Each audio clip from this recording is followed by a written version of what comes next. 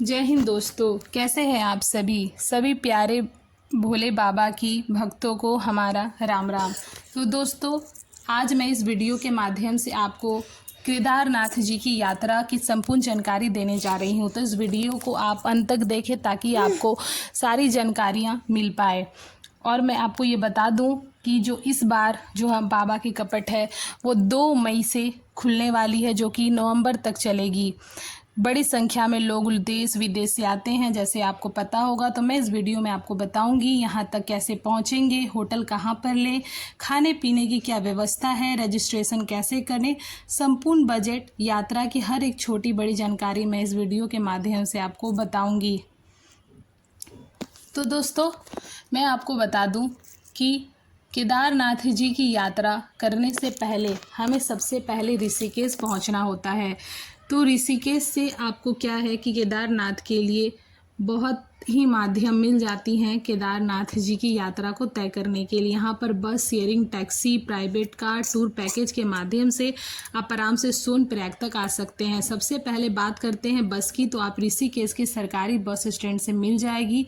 दोस्तों, आप by train आना चाहते हैं तो आप वो भी आ सकते हैं। आप कोशिश करिए कि ऋषिकेश शाम 5 बजे तक आप आ जाइए और तुरंत सोनप्रयाग वाली बस की बुकिंग कर लीजिए। भीड़ भाड़ होने पर आपको सीट मिलना मुश्किल हो जाता है, इसलिए आप सबसे पहले अपनी सोनप्रयाग वाली बस की बुकिंग कर लीजिए। ये 205 किलोमीटर की दूरी पर है, 500 रुपये चार्ज करते हैं। बस आपको सुबह 3, साढ़े 3 बजे, 4 बजे, 4:30 बजे, 5 बजे, लास्ट 8 बजे तक मिलती है। 4:30 बजे या 5 बजे वाली बुकिंग कर लीजिए बस की, ताकि आप सोनप्रयाग जो है वो टाइम से पहुंच सकें। आपको बस स्टैंड के सामने ही मिल जाएगी ये सारी टैक्सियाँ। इसमें 1200 से 1500 का चार्ज करते हैं।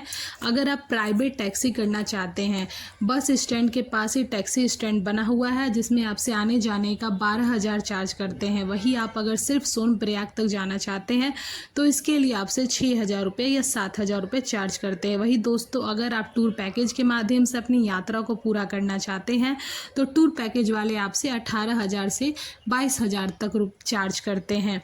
दोनों तक के लिए होटल भी आप राहत रहती है, ले सकते हैं। 2 दिन के लिए आपको होटल की फैसिलिटी भी देते हैं। आराम से सोनप्रयाग तक पहुंच जाइए। और अब आप खुद, मैं आपको बता दूं कि सबसे अच्छा तरीका है आप अपनी बस की बुकिंग कर लें। अगर आप चाहते हैं स्कूटी या बाइक से जाना तो वो भी मैं बस और स्कूटी की जो रेंट पे मिलने वाली है सेवाएं, वो मैं आपको स्क्रीन पर शो कर रही हूँ। ये आपको पर दिन के हिसाब से आपको मिल जाती है 800 से 1,000 रुपये तक। और अगर पेट्रोल जो है आपको वो अलग से डलवाना होता है। और बुलेट अगर आप लेते हैं तो वो 1,500 रुपये लगते हैं। मैं दोस्तों आपको बता दूं कि आप हरिद्वार से यात्रा को अगर शुरू करना चाहते हैं तो आप टूर पैकेज या ऑनलाइन बस की बुकिंग करके ही हरिद्वार आ सकते हैं। बस एजेंट ऑनलाइन बस की बुकिंग करते हैं, जिसमें आपसे 900 से 1,000 रुपये चार्ज करते हैं। लेकिन अगर आप सरकारी बस से यात्रा करना चाहते हैं तो आप अपनी यात्रा को ऋषिकेश से ही शुरू करें। ऋषिकेश बस स्टैंड के सामने बहुत से होटल बने हुए हैं, आप यहाँ रुक सकते हैं। यहाँ पर होटल जो रेंट है वो 500 से स्टार्टिंग हो जाती है। 800 और 1,000 में आपको बहुत ही अच्छा सा रूम मिल जाएगा। यहाँ पर रूम लेने से आप सुबह 4 बजे बहुत ही आराम से बस स्टैंड पहुंच सकते हैं। तो चलिए, सुबह 4:30 बजे वाली बस से हम लोग अपनी यात्रा को शुरू करते हैं। करीब 2 घंटे की यात्रा करने के बाद, 70 किलोमीटर की दूरी तय करने के बाद हम लोग पहुंच चुके हैं देवप्रयाग। देवप्रयाग में आप पवित्र अलकनंदा और भागीरथी नदी का संगम देख सकते हैं। यहीं से माँ गंगा अपने रूप में आकर आगे की ओर बढ़ती हैं। फिर हम लोग अगला जो स्टॉपेज आता है वो होता है श्रीनगर, जहाँ पर हम लोग खाएंगे पिएंगे। फिर हम लोग बढ़ेंगे आगे की और माताधारी देवी मंदिर की दर्शन करने। अगर आप अपनी प्राइवेट कार से आ रहे हैं तो आप माताधारी देवी जी की दर्शन जरूर करें। यहाँ पर दर्शन करके आपको बहुत ही ज़्यादा अच्छा लगेगा। हम लोग आगे की यात्रा करते हुए रुद्रप्रयाग पार करेंगे। फिर तिलवाड़ा, अगस्त्यमुनि कुंड, गुप्तकाशी होते हुए हम लोग पहुँचे फाटा। और फिर कुछ ही घंटे की यात्रा करके हम लोग पहुंच जाएंगे सीतापुर बस स्टैंड बना हुआ, यहाँ पर बस आपको ड्रॉप कर देती है। फिर सीतापुर से सोनप्रयाग की दूरी मात्र 1 किलोमीटर रह जाती है, जो आपकी पद यात्रा तय कर सकते हैं, पैदल जाकर कर सकते हैं। और सीतापुर में पार्किंग फैसिलिटी, अपनी गाड़ी अगर आप ला रहे हैं तो वो भी आसानी से मिल जाती है। दोस्तों, सोनप्रयाग में भी जो है मैं आपको बता दूं कि भीड़ भाड़ बहुत होती है, हाउसफुल रहता है, तो कोशिश करिए कि सीतापुर में ही आप अपनी कार को पार्क कर दें। ऋषिकेश से करीब 7 से 8 घंटे का सफ़र पूरा करके अब हम लोग पहुंच चुके हैं सोनप्रयाग। तो चलिए हम लोग शुरू करते हैं। अब हम लोग यहाँ पर रुकना कहाँ चाहिए, तो सोनप्रयाग में आप रुक सकते हैं। मार्केट में बहुत से होटल मिल जाएंगे आपको। यहाँ पर होटल के रेट थोड़े से हाई रहते हैं। 2500 ट्रिपल बेड, आपको 3000 रुपया जो है वो लगेंगे। ट्रिपल बेड 4000 से 5000 रुपये में आपको सेपरेट रूम मिलते हैं। तो मैं आपको बता दूं, अगर आप डॉर्मेट्री लेना चाहते हैं तो वो 500 रुपये लगती है। अब मैं आपको बता दूं कि लॉक फैसिलिटी जो है, लॉक फैसिलिटी वाले जो रूम है वो 100 रुपये मिलते हैं। 48 घंटे के साथ आपको 100 रुपये अलग चार्ज करते हैं डॉर्मेट्री में। वहाँ भी होटल के जो रेंट है लगभग यही रहते हैं अगर आप गौरीकुंड में लेना चाहते हैं। लेकिन गौरीकुंड में जो फैसिलिटी है वो दोस्तों ज़्यादा नहीं है, इसीलिए लोग सोनप्रयाग या गौरीकुंड, सोनप्रयाग में ही अपने होटल को लेना पसंद करते हैं। और सोनप्रयाग से हम लोग चलेंगे गौरीकुंड, जो कि 6 किलोमीटर दूरी पे है। सोनप्रयाग में होटल लेने के बाद रात में हम लोग अपने होटल में आराम करेंगे और सुबह 3 बजे सबसे पहले हम लोग लाइन में लग जाएंगे। आप जितना लेट होते जाएंगे उतनी ही लंबी लाइन में आपको लगना होगा। तो आप कोशिश करिए कि सुबह 3 बजे उठकर लाइन में लग जाइए। दोस्तों सोनप्रयाग से गौरीकुंड तक बोलेरो चलती है। आप इस बोलेरो की हेल्प से गौरीकुंड तक पहुंच सकते हैं। इसमें आपको 50 रुपये पर पर्सन चार्ज करते हैं। अगर आप जल्दी लाइन में लग जाते हैं तो आप जल्दी ही आपको बोलेरो मिल जाएगी, वरना आपको 3 से 4 घंटे तक वेट करना पड़ सकता है। आराम से आप गौरीकुंड पहुंच जाइए। उसके बाद मैं आपको बताऊं कि सोनप्रयाग से गौरीकुंड घोड़े के माध्यम से भी आप जा सकते हैं। इस 5 किलोमीटर की दूरी के लिए आपको 1000 रुपये चार्ज करेंगे। वही आप सोनप्रयाग से डायरेक्ट केदारनाथ बेस कैंप तक अगर घोड़ा लेना चाहते हैं तो इसके लिए आपको 3200 रुपये चार्ज करते हैं। लेकिन दोस्तों लोग घोड़े से यात्रा करते हैं, उसमें से 9% गौरीकुंड से ही लोग घोड़ा, खच्चर, पालकी या बास्केट के माध्यम से केदारनाथ तक जाते हैं। तो चलिए बोलेरो की यात्रा करते हैं। अब हम लोग पहुंच चुके हैं गौरीकुंड। गौरीकुंड से ही अब हम लोग 16 किलोमीटर की पैदल यात्रा शुरू करेंगे। गौरीकुंड में आप पवित्र पानी में स्नान कर लीजिए। प्राचीन मंदिर भी स्थापित है, आप यहाँ पर दर्शन कर लीजिए। इस पावन यात्रा को शुरू करने से पहले गौरीकुंड के मार्केट को आप पार करेंगे, जो कि 500 मीटर आगे चलने पर आपको घोड़ा पड़ाव आता है। यहाँ से आप घोड़ा, खच्चर, पालकी, बास्केट लेकर केदारनाथ तक पहुँच सकते हैं। घोड़े वाले आपसे 3000 रुपये तक चार्ज करते हैं, जो कि सरकारी रेट है। मैं आपको बता दूं, पालकी वाले आने जाने का 12 से 15,000 रुपये तक चार्ज करते हैं। वही जाने आने की बात करें तो करीब 7 से 8,000 रुपये चार्ज करते हैं बास्केट वाले। और जितना आपको वेट होता है उस अकॉर्डिंग ये प्राइस जो है वो बढ़ा देते हैं। अगर आप 50 से 60 किलो हैं तो आपको 5 से 6,000 रुपये लेंगे। अदरवाइज़ आपसे वो पैसे जो हैं वो बढ़ जाते हैं आपके पर किलो के हिसाब से। अब मैं आपको बता दूं दोस्तों कि इस पावन यात्रा को हम पैदल ही शुरू करेंगे। जो शानदार नज़ारे हैं वो मैं दिखाऊंगी आपको। प्यारे प्यारे देखिए आप झरने बह रहे हैं। यहाँ के जो नज़ारे हैं वो अद्भुत होते हैं। बहुत सारे भक्त आपको नाचते गाते भोले बाबा की जयकारा लगाते दिख जाएंगे। तो खच्चर, पालकी और बास्केट वाले भी यहाँ पर साथ ही चलते हैं। तो यहाँ पर जो है बहुत ही ज़्यादा भीड़ हो जाती है। अब मैं आपको बता दूं कि यात्रियों को यहाँ प्रॉब्लम इसलिए भी हो जाती है क्योंकि जो खच्चर है, पालकी है, पद यात्रा वाले लोग हैं, सब सेम लाइन से ही गुजरते हैं। आपको डंडा लेकर चलना होगा, जिससे आपको चलने में, यात्रा में आराम मिलेगी। आप कम से कम ही सामान लेकर जाएं, जितना ज़रूरी हो उतना ही सामान लेकर आप ऊपर जाइए। ज़्यादा से ज़्यादा सामान लेंगे तो आपको चलने में असंभावना होगी। कुछ खाने पीने के बाद अब हम लोग चलते हैं आगे की रास्ता तय करने।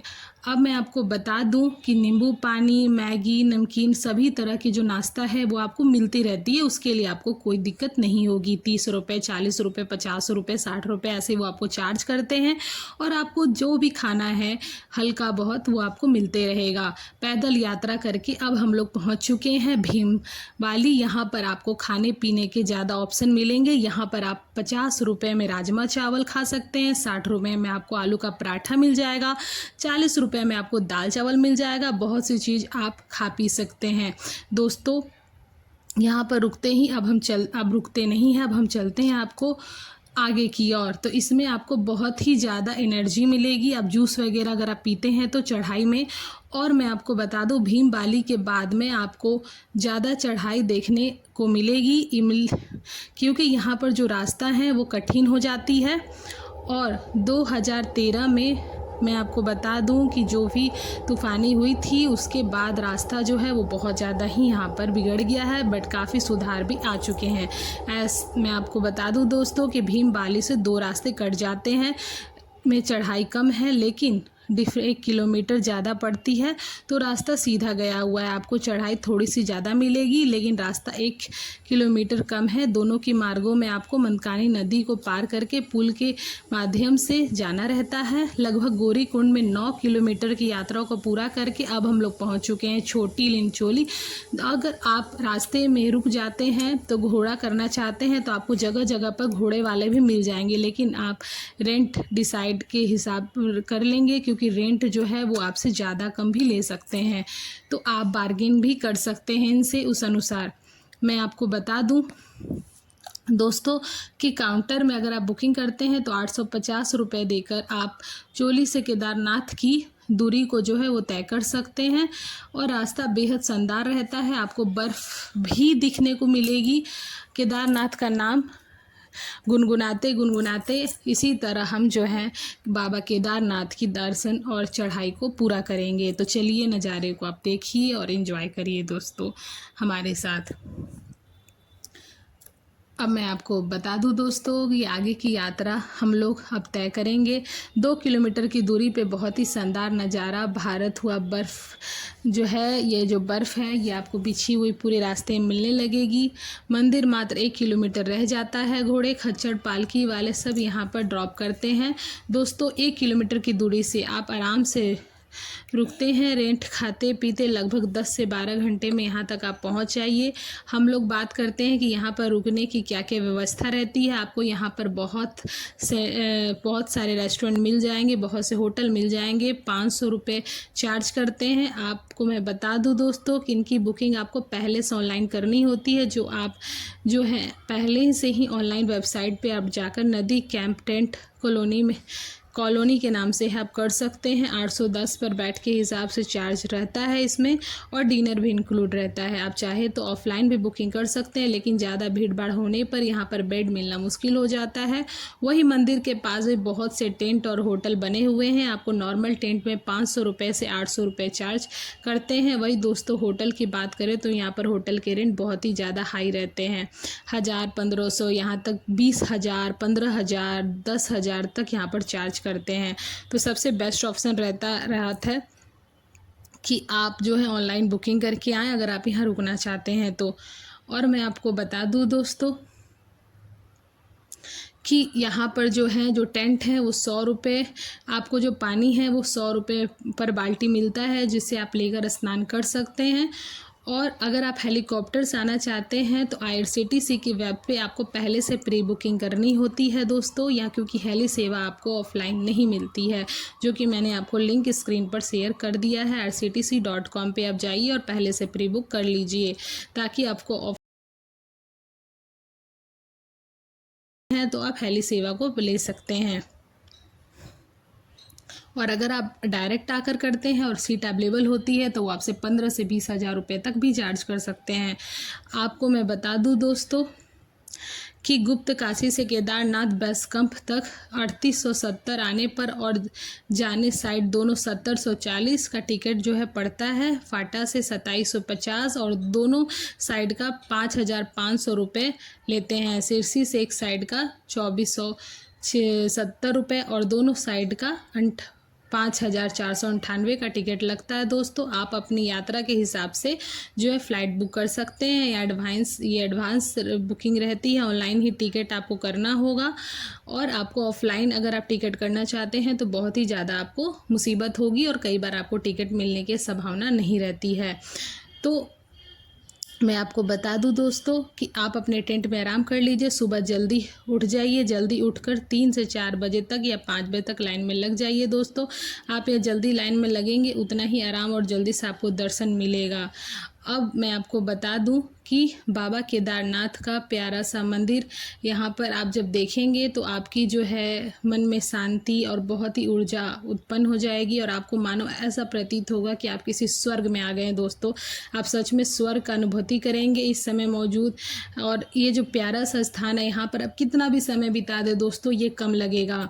जैसे हम रात में आए और हम सुबह में दर्शन के लिए लाइन में आप जल्द से जल्द लग जाइए, ताकि आप यहाँ पर बाबा की दर्शन कर लीजिए और जो आरती है वो भी आप ले लीजिए। अपने स्थान पर बाबा बहुत कम लोगों को जो है वो न्योता दे पाते हैं, और जो यहाँ तक पहुँचते हैं वो बहुत ज़्यादा ही भाग्यशाली होते हैं, मुझे ये लगता है। और मंदिर के पीछे भीमशिला है, दर्शन जरूर करें। यहाँ आपदा आने पर जो है विशाल पत्थर मंदिर के पीछे आकर रुक गया था। इस पत्थर की वजह से बाढ़ का जो पानी है वो चारों दिशाओं में बढ़ गया था। मंदिर को जरा सा भी नुकसान नहीं हुआ, लेकिन यह मंदिर के आसपास जितने भी होटल और मार्केट बनी थी सब कुछ तबाही हो गई थी। आप इसी से भगवान के होने का अंदाज़ा लगा सकते हैं। मंदिर को जरा सा भी नुकसान नहीं हुआ, लेकिन मंदिर के आसपास जितना कुछ था वो सब तहस नहस हो गया पत्तों की तरह। इस भीमशिला के दर्शन जरूर करें। अब मंदिर प्राजल की और भी विशाल और सुंदर बनाया गया, आप देख सकते हैं। बहुत ही विकास कार्य यहाँ पर लगा हुआ है, लगातार जो है मंदिर की जो है काम वो चल ही रही है। दर्शन आप देख सकते हैं, यहाँ पर बहुत सी चीज़ें, बहुत सी सुविधा, रोपवे भी अब कुछ समय में आपको यहाँ पर देखने को मिल सकता है।